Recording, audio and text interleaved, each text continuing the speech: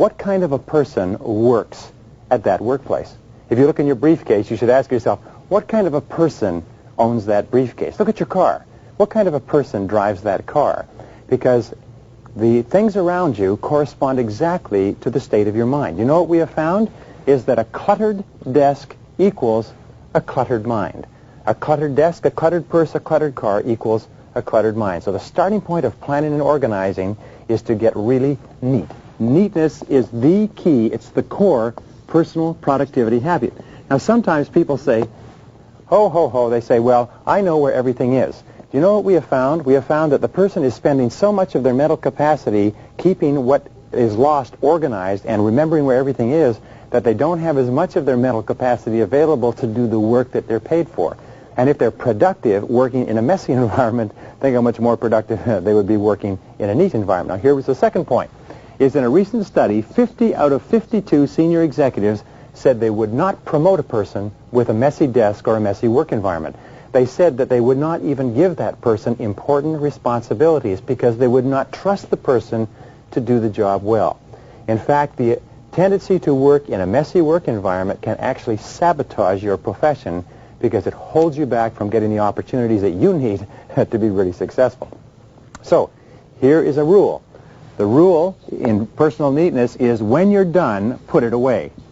Whenever you're done with anything, put it away.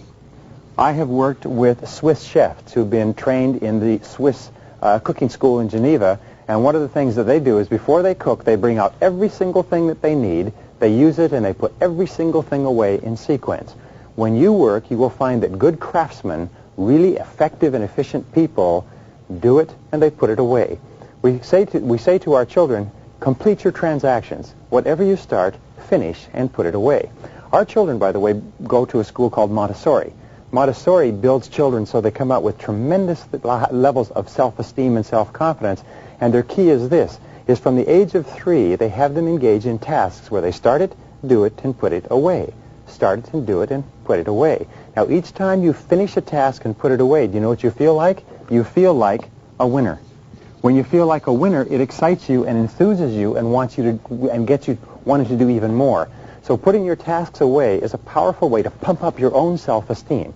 The rule is, when you've completed it, do it away. Put it away. Number 4 is, whatever task you're working on, handle it only once.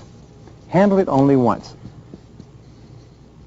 This is one of the most powerful of time management tools. It means if you're going to pick up a piece of paper of any kind, do something with it. If you cannot act on the piece of paper or complete it, at least do something with it which moves it along one stage in the work process. Many studies show that the average executive picks up an important piece of paper as many as 5 times before he or she acts on it. Do you know what that means? It means that you increase the amount of time necessary to deal with a piece of paper by as much as 500% by simply avoiding dealing with it when you pick it up the first time. So here's a very simple, powerful system that's been developed with regard to papers, and it's called the TRAF system. The TRAF system has 4 letters, T-R-A-F. T stands for toss. Put it in a wastebasket. Tossing is one of the most powerful things that you can do. Ask yourself, what would happen if I couldn't find this piece of paper again? Do I really need this piece of paper? Does it need to be filed? Am I going to examine it or read it? Do you know what one of the biggest problems in the American workplace is today? It's called pile-itis. Pile-itis means we keep piling up things that we think that we're going to read or use sometime and we never do. So use your wastebasket generously. Here's your basic rule. When in doubt, toss it out. Now, number 3 is refer. Refer it or delegate it to someone else. If it's not your job, or you can give it to someone else or pass it on to someone else, by all means pass it on to them rather than sitting and thinking about it yourself. Peter Drucker says that the average person has to delegate everything that is possible so that you'll have enough time to do the 1 or 2 things that make a big difference. The 3rd letter is A, is action. Now, if you're going to take action on it, have what is called an action file. An action file is, in my estimation, a red file. I use that. And these are things that you're going to work on, but perhaps you can't work on them now, so you move it along one step by putting it in your action file for work later. And the 4th step is file. Now here's the critical rule. Only 80% of everything that is filed is never used again. It's never called for again, and it's never required again. So again, ask yourself, before you assign that and create work for someone else in filing something, by all means say, are we ever going to need this again? If we're not going to need it again, throw it away. Ask yourself another question. If we really needed this, it was a terrible emergency, could we get it back again? Could we call somebody? Could we pick it up? And if you could, throw it away. 80% of what you file will never be seen again. Now, number 6 in planning and organizing is preparation. Before you begin to work, have everything that you need. Have everything at hand. Again, look upon yourself as a craftsman or a craftswoman, and what you'll find is the very best workers prepare everything. They have their pens, their papers, their calculators, their details, their files. Everything they need is at hand so that they can sit down and they can work without getting up. Your poor workers, by the way, are always having to get up and get something and come back, and get up and get something and come back, and then they get distracted, and then they get diverted, then they do something else, and they get very little done. Remember, there's a one-to-one relationship between what you produce, your outputs, and what you get paid, and how good you feel about yourself. So prepare everything before you begin. Now, the 7th key is have time management tools. Now, there are specific time management tools that everybody needs to have. The first time management tool is what is called a master list. Now, you can create a master list just by buying a spiral notebook. You buy a spiral notebook, and every single thing you can ever think to write, you write down in that spiral notebook, and you keep this as a catch-all system so that when you have other time, you take it out of the master list and you delegate it to specific days. The second thing that you need is a calendar. You need to be able to organize your time. And the third thing you need tied into the calendar and the master list is a daily list. Now, your daily list is actually your blueprint for the day. Your daily list is what tells you what you're going to do from the beginning of the day to the end of the day. And your daily list is tied into your goals, to your major priorities, and is what you do your A, B, C, D, E's and your 80-20s on. So a daily list is the foundation or the blueprint for your productivity during the course of the day. Now, here's the rule with regard to the daily list. First of all, never work without a daily list. Second of all, prepare your daily list the night before so that your subconscious can work on it the night before, during the night while you're asleep.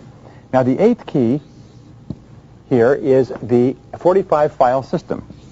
So you'll never forget anything again. The 45-file system says get yourself 45 hanging files. Hanging files have 31 files, which equal days of the month. They have another 12 files, which equal months of the year, and there is another 2 files, which equal years. This equals a total of 45 files. Then what you do is you have something coming up in a few months, very simple. You simply stick it into that month. When that month comes, you take it and you divide it up into days. If it's 2 years ahead, you divide it into years, and you'll never forget another task. Now, number 9. Key to success is work nonstop. Once you get started, work nonstop. Put your head down and say, I will work now, and put your head down and keep on working until you get it done. You can set yourself, as we say, little rewards. Give yourself a reward for completing the task. Train yourself like a Pavlovian dog, and avoid the tendency, by the way, to fall into what is called Parkinson's law, where that work expands to fill the time allotted for it.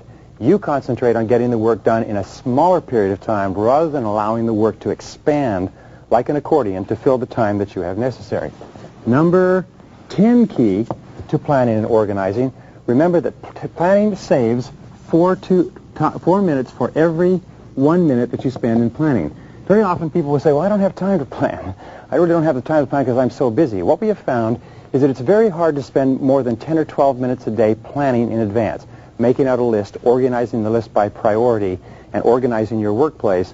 But for every minute that you invest in planning, you'll save 4 in execution. Sometimes you'll save 10 or 20 or 30, but what this means is that you can get a 400% to 500% return on energy, return on your energy invested by planning. Number 11, use a organized filing system. Now, here's an interesting point.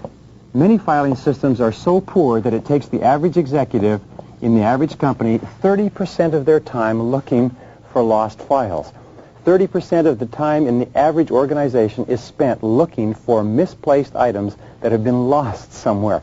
So what you need is a filing system, and the simplest of all is an alphabetical, an ABC type of system, where every file is listed alphabetically, and second to that you need a Rolodex.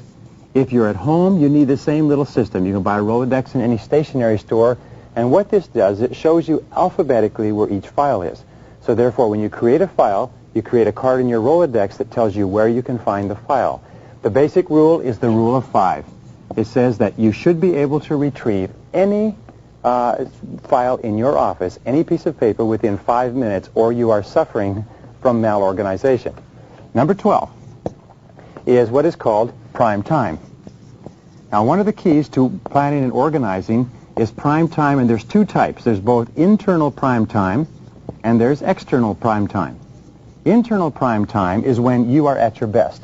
Organize the most important things that you have to do in the course of a day when you feel the best, usually in the morning. But some people are best in the afternoon, some people are best in the evening. Some people work at the very best first thing in the morning at 5 or 6 a.m. So what is your internal prime time where you are the most productive? Second of all, ask what is the external prime time. This is where your customers, where your boss, where your staff are most accessible and available. If you're in sales, your external prime time is when you can see your customers. If you are in any particular profession where your customers are accustomed to seeing you at a certain time, this is your external prime time that you need to plan and organize your life around. But see if you can't coordinate both your internal and your external prime time. Number 13 idea is what is called your to-do list. Now, we talked about the daily list, and this is just a slight expansion on it, but what it says is this, is that people who work from lists are 25% more productive than people who do not work from lists. Never do anything without writing it down on your to-do list. If you're going to go shopping, make a list. If you're going to go to the office, make a list. The most productive time managers in America are inveterate list makers. Make it to the point where people make fun of you, but always be working from a to-do list. Never start work, even on your action file or anything else, without making a list first, organizing the list, and starting on the most important item in the list. Number 14 idea is what is called the 30% rule. The 30% rule is always allow yourself 30% more time than you expect for any task. You'll find that very productive people are not people who are in a panic or working very hard. They are people who have allowed themselves enough time to do the job and to do it right. Never plan your appointments back to back, one after another. Estimate how much time it will take you, and then give yourself 30% more. You'll be amazed at how much more productive you are. Number 15, remember this, is that planning reduces stress. One of the greatest problems that we have in the workplace today is stress, and the primary reason is because we feel out of control of our work and out of control of our environment. Remember, the very best way to get yourself into control is to plan and organize your work in advance. The most effective and productive people are those who have the very best plans and are working the plans. And finally, number 18, remember this, practice makes perfect. Practice makes perfect. That even if you're not a particularly good planner now, planning is a skill that is very simple. It's sort of like a bicycle. Riding a bicycle or typing with a typewriter, you can make the decision if you desire. Remember the 4 Ds. If you really want it, if you make the decision, if you discipline yourself, and if you're determined enough, you can become absolutely excellent at practice, absolutely excellent at planning and organizing, and you can so dramatically increase your productivity and performance that today you cannot even imagine it. Give it a try.